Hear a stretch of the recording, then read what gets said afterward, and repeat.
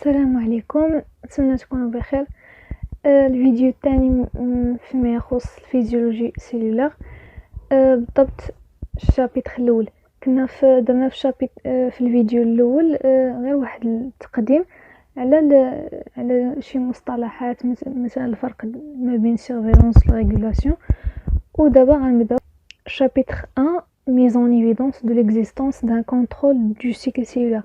يعني هنا غنعرفوا كيفاش حتى الناس القدام عرفوا بلي عندنا واحد الكونترول في السيكل سيلولار، يعني باش عرفوا بلي كاين شي حد كيعطي اوامر للسيكل سيلولار باش مثلا دير شي حاجه وما ديرش حاجه اخرى. غنشوفوا لونطري ليميتوز، وغنشوفوا لونطري الفاز سانتيز، وغنشوفوا الكونكلوزيون. اول حاجه قالك لي زيفينمون اي لي ديفيرونت فاز دو سيكل سيلولار ايتي كوني دوبوي لونطون. لما نقرا هادشي كامل السيكل سيلولار معروفه شحال هادي بلي كاينه، يعني دوك لي زيتاب، ولكن ما كانوش عارفين دوك لي موليكول اللي كيتدخلوا لنا في الريغولاسيون. يعني الريغولاسيون بالضبط ما كانش عندهم معلومه عليها الا في هاد الاواخر. دونك اول حاجه غادي نعرفوا كيفاش حتى كتدخل لينا السيلول الفاز ام. داروا عندنا جوج ديال لي زيكسبيريونس اللي تداروا في هاد في لونطري باش يعرفوا شنو اللي كيخلي السيلول تدخل الفاز ام. داروا جوج ديال لي زيكسبيريونس، واحد ليكسبيريونس اللي غنشوفوا دابا ليكسبيريونس دانجيكسيون دون لي زوفوسيت، وكاينه ليكسبيريونس الثانيه هي الفيوزيون ديال فيوزيون سيلولار، يعني نديرو فيوزيون تاع دو سيلول. نبداو بالاولى. اش درنا؟ خدينا واحد لوفوسيت، ومهم درنا ميكرو انجيكسيون تاع السيتوبلازم تاع واحد لوفوسيت لاوفوسيت واحد اخر. بلا ما نقرا داكشي كامل غنمشي نيشان لهاد الشيما. عندنا واحد حنا هاد الموديل اللي خدينا هنا هو الكزينوب. الكزينوب عنده دو بلوكاج في السيكل سيلولار، عنده لو بروميي في ديبي ديال البروفاز 1 وعنده دوزيام في ديبي ديال الميتافاز 2. وهاد الميتافاز 2 كنسميوها ديك لا فاز هي الماتوراسيون. داكشي اللي درنا دابا في ديك الثانيه اللي على اليمين في الفوق. خدينا واحد العينه من السيتوبلازم ديال اللوفوسيت ا في ميتافاز 2 اللي هي الفاز ديال الماتوراسيون، و انجيكتيناها في لوفوسيت بي هي ريسيفور، وقلنا بلاتي نشوفوا اش غيطرا لينا. شنو طرا؟ هادشي عطانا لا ماتوراسيون ديال هاد لا سيلول. يعني نورمالمون ميتافاز كانت داكشي اللي خدينا من الميتافاز، يعني هي ماتوري. داكشي اللي داكشي اللي انجيكتينا راه هو ماتوري، ولكن ديك السيلول اللي انجيكتينا فيها لا. حنا لاحظنا بلي راه طرات لينا الماتوراسيون. دونك هادشي الا قريتو غادي يبان لكم، قالك بلي كنستنتجوا بلي كاين عندنا واحد الحاجه كاينه في داك السيتوبلازم ديال الاولى ديال ديك لوفوسيت ا و ميتافاز 2 اللي خلات لينا ديك لوفوسيت بي انها تماتورا. وداك الحاجه وبيان داك الموليكول اللي خلات لينا داك اللوفوسيت تولي ماتور سميناه MPF، يعني ماتوراسيون بروموتين فاكتور. وقال لك بلي راه كاين حتى في نفس الشيء بالنسبه للميتوز، يعني حتى هو عنده الميتوزيس بروموتين فاكتور. المهم هذا هو التلخيص ديال هاد الاكسبيريونس هادي. بالنسبه للاكسبيريونس الثانيه تقريبا نفس الشيء، غير هاد المره درنا الفيزيون تاع دو سيلول. ولا عندنا جوج ديال لي نوايو في سيلول وحده. يعني عندنا درنا الفيزيون تاع دو سيلول واللي نوايو بجوجهم بقاو، ولكن السيتوبلازم توحد ليهم. وشنو بعدا راه شنو لي سيلول من جي 2 لصقناهم مع ديال الميتوز. وكنشوفوا باللي اشطرا لي فيبر كروماتينيان سو كوندونس اي لونفلوب نوكليير سو فراغمونت. يعني نورمالمون جي 2 ما كيكونش فيها الكروموزوم باينين، ولكن فاش درنا هاد الفيزيون ولاو كيبانوا لينا المهم كتبوها تما لي فيبر كروماتينيان سو كوندونس. اشنو كنستنتجو؟ نفس الشيء بحال ديك الساعه قالك ان فاكتور ديفيزيبل بريزون دون لا سيلول en phase M induit l'entrée en métose وكيدير الكوندونساسيون دي كروموزوم et disparition de l'enveloppe nucléaire، وهذا الشيء اللي كيكون في الانترفاس. دابا لا بالضبط هنا الميتافاز عندنا جمعنا دو سيلول ولاو عندنا دو نوايو في واحد السيلول. نورمالمون غيكون عندنا ليطا ديال لي كروموزوم مفرقين. شنو طرا لينا؟ العكس، ولاو دوك اللي في جي 2 بحال اللي في الميتوز. وهذا الشيء كيعني باللي داكشي اللي كان في الميتوز واحد الفاكتور مشى اثر لينا في دوك لي كروموزوم اللي كاينين في جي 2. هذا الشيء اللي خلاهم يوليو بحالهم. نفس الحاجه درناها الجي ان، يعني عوضا ما ناخذ نوايو جي 2 خدينا مع الجي ان مع الميتوز نفس الشيء. يعني كتولي حتى هي لي فيبر كروماتينيان سو كوندونس اي لونفلوب نوكليير سو فراغمونت نفس الشيء. ودرنا نفس الحاجه عاوتاني مع السيلول اون فاز اس. جمعنا عاوتاني النوايو ديال لي سيلول اون فاز اس و ميتافاز ديال الميتوز وجمعناهم. كنستنتجوا من هذا الشيء كامل، من هاد لي 3 اكسبيريونس، يعني سواء جمعنا سيلول اون فاز جي 1 ولا جي 2 ولا اس، جمعناهم مع وحده فيهم جمعناها مثلا مع السيلول اون فاز ام، اش كيطرى لداك السيلول اللي ماشي في الميتوز كطرى ليها الكوندونساسيون دي كروموزوم اي لا ديسباريسيون دو لونفلوب نوكليير. وهذا الشيء كيكون غير في الميتوز. يعني كنستنتجوا conclusion. Ces expériences montrent que l'entrée en métose ou en méiose est contrôlée par un facteur cytoplasmique diffusible اللي هو MPF، يعني promoting maturation promoting factor. قال لك mise en évidence en 1971. يعني داكشي اللي قلنا دابا دوك لي زيكسبيريونس كانوا في 1971، ولكن ما عرفنا لهاد MPF حتى ل 1988. يعني حنا كنا عارفين الفونكسيون سميناها واحد السم، يعني كاين واحد الموليكول عندها هاد لا فونكسيون ولكن ما عرفناش شنو هي. وفاش حددناها اكتشفنا بلي هي واحد الكومبلكس فورمي من سوزونيتي كاتاليتيك اللي هي CDK وواحد السوزونيتي ريغولاتريس كتنتمي للفامي ديال لي سيكلين. هاد جوج هما اللي كيديروا لنا الريغولاسيون. قالك ce complexe cycline CDK agit en déclenchant différentes réactions. Elle permet entre autres de provoquer، يعني بحال دابا الميتوز اللي درنا واللي فاز ديال لانترفاز راه اش درنا الكوندونساسيون دي كروموزوم الفراغمونطاسيون دو لونفلوب نوكليير. يعني شنو اللي كان مسؤول على داكشي؟ هما لي سيكلين او CDK.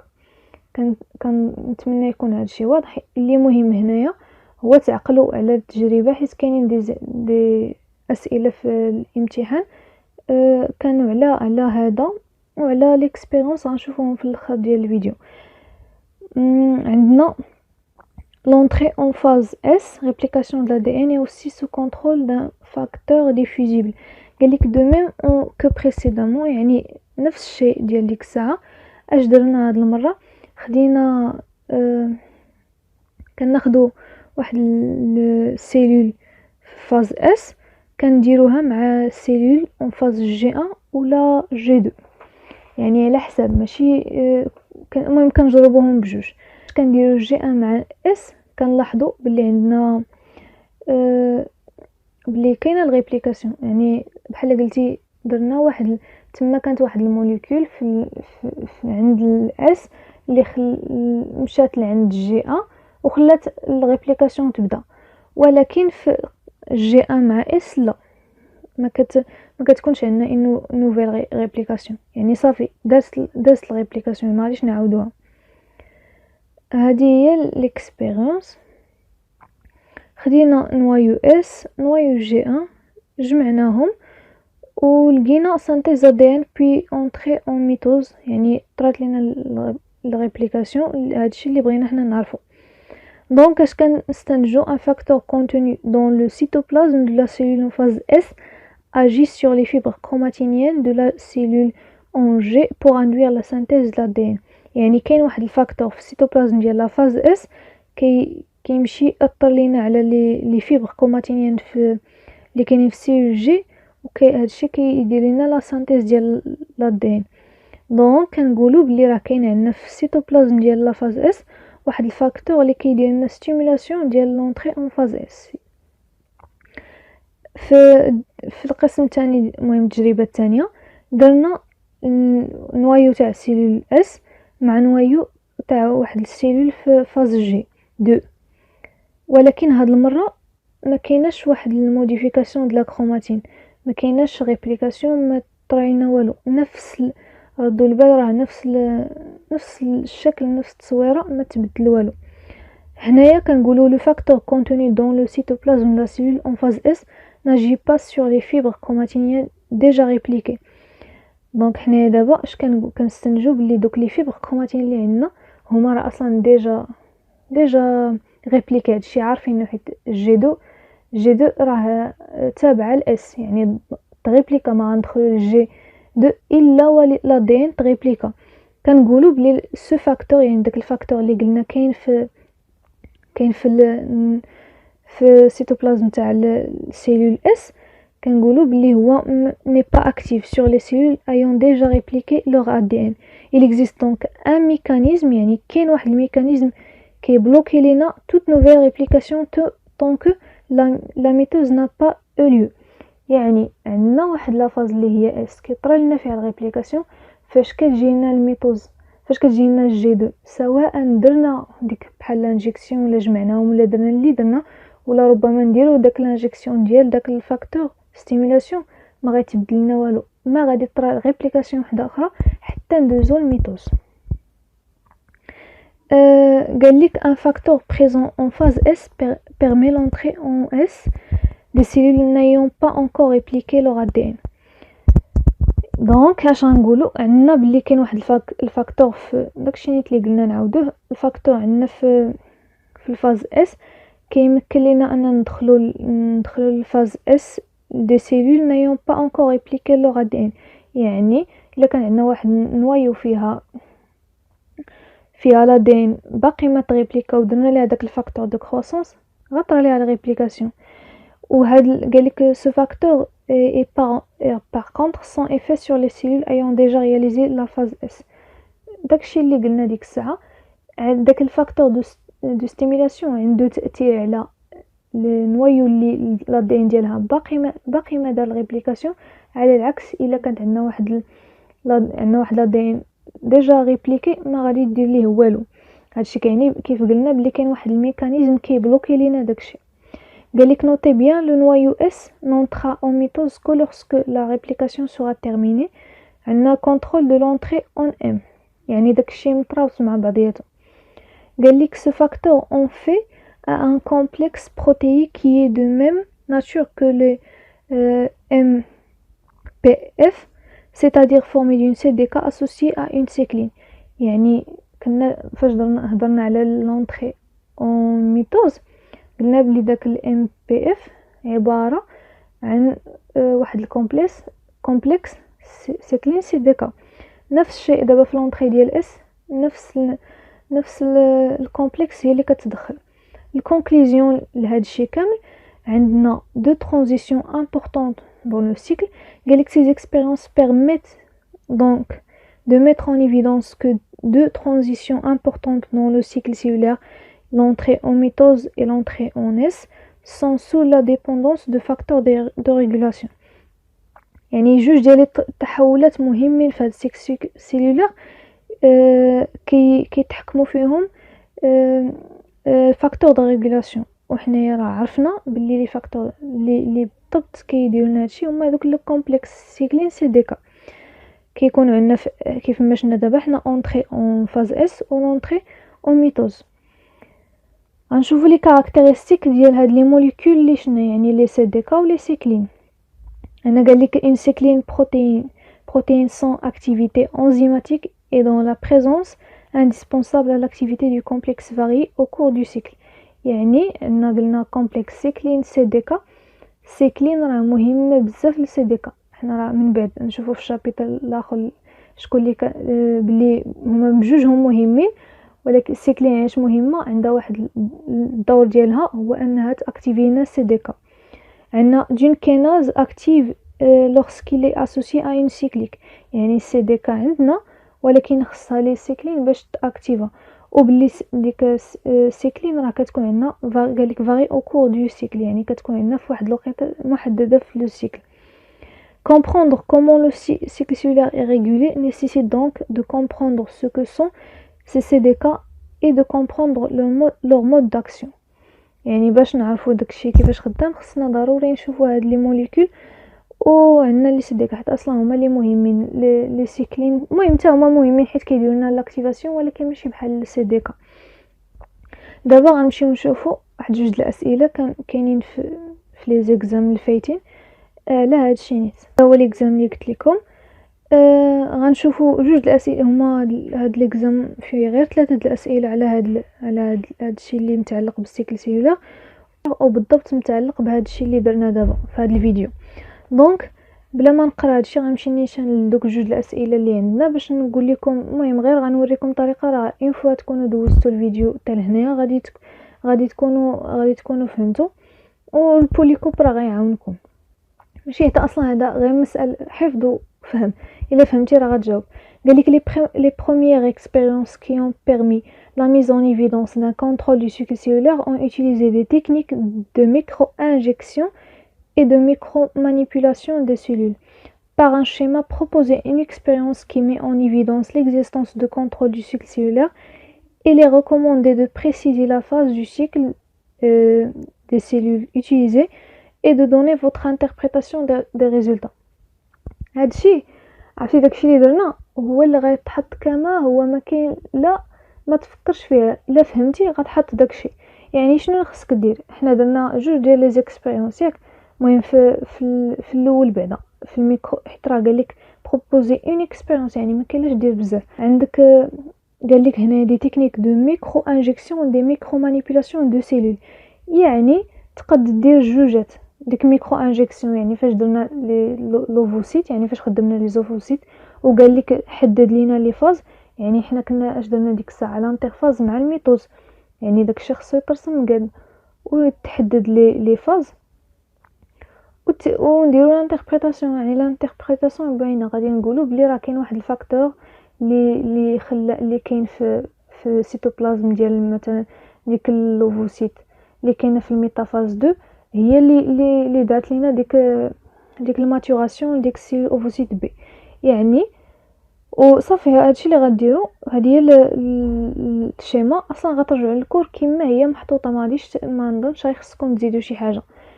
حتى من الانتربريتاسيون راه كاينه في البوليكوب. لي ميكرو مانيبيولاسيون دي سيلول غنديروا ديك الفيزيون دو سيلول، يعني جوج ديال لي سيلول نقولوا مثلا الفيزيون جي ا مع الاس، وغنحطوا وغنشوفوا داكشي اشنو طرا. نفس الشيء يعني يكفي انك تحط حداك البوليكوب تكتبهم تفهمهم بيان سور باش تكتبهم بقى عندك تصحيح وقت ما احتاجيتيه يكون عندك. السؤال الثاني ولا الثالث، السؤال الثالث quels sont les facteurs équivalents du MPF يعني maturation promoting factor et quelles sont leurs propriétés. دابا هذا السؤال راه كنا حتى هو اللي تبع فاش هضرنا على لونطري ديال الميتوز.